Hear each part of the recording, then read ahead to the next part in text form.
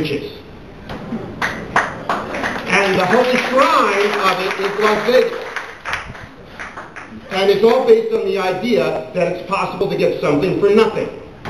And that idea that it's possible to get something for nothing is now believed in by all Americans from all educational levels and all classes. And that's why the progressives are so hung up on the rescue remedies for the car.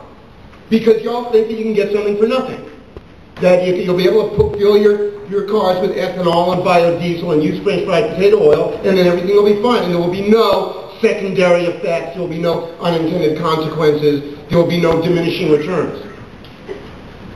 And it's a very, very dangerous idea. One of the things that I think we're going to see, actually, is that as we get into trouble with our culture as well as with our economy, we're going to discover how pernicious this idea is for people to believe that it's possible to get something for nothing, and we're going to make gambling marginal again, where it belongs. It does not belong in the mainstream. And by the way, I'm not a religious campaigner, okay?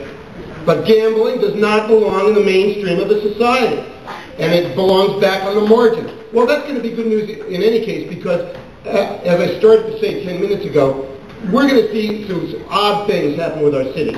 Okay, they're going to contract at their centers in a disorderly way, in a way that's not going to be pretty, and they're going to also reform around their waterfronts, because we're going to desperately need the infrastructure for maritime trade. And we've been very busy filling those waterfronts with things that aren't for that. Condominiums, parks, that's been the mindset of the late 20th century. Forget about that. We're going to need the wharves, the warehouses, and the sleazy accommodations for the sailors again. And the places where that can't happen are going to be in trouble. Okay? Las Vegas, the holy shrine of the new religion in America, is going to, the good news is the excitement will be over. And by the way, are there any evangelicals here? I don't hear any of you complaining about gambling. Okay, you're complaining about a lot of things, but you're not complaining about gambling. I want to hear you start turning your attention to that for a change. And stop having your conventions out there. Because the kind of messages that we're getting about that are not healthy. The idea that what stays here, what goes on here stays here. Do you know what goes on there? They're not doing their, they're not reading the Bible. They're patronizing prostitutes. And they're pissing away their children's college tuition out there.